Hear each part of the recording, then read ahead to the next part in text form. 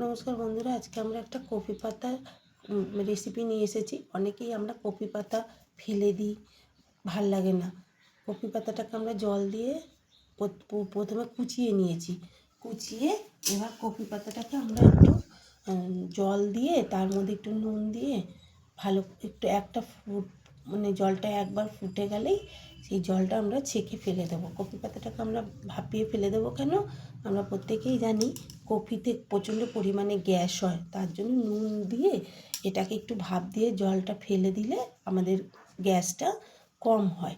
এবার দেখুন, আমাদের কপি পাতাগুলো ছেঁকে ভালো করে তুলে জল ঝরিয়ে ঠান্ডা করে নেব।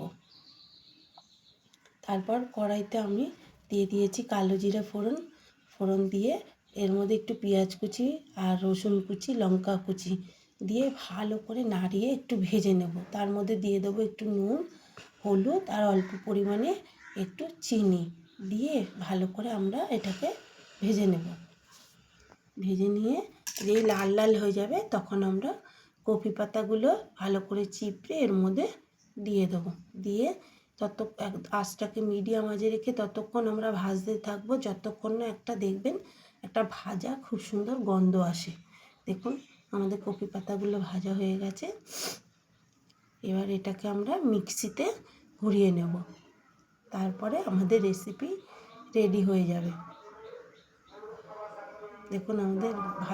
দেখুন আমাদের কপি পাতাগুলো খুব সুন্দর ভাজা হয়ে গেছে। এবার এটাকে আমরা মিক্সিতে ঘুরিয়ে নেব।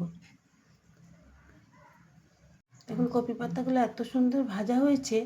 দেখুন, আমাদের হয়ে গেছে। ভালো লাগলে একটা লাইক এবং শেয়ার করে দেবেন। ভালো থাকবেন, সুস্থ থাকবেন। দেখা হবে পরের একটি রেসিপি নিয়ে।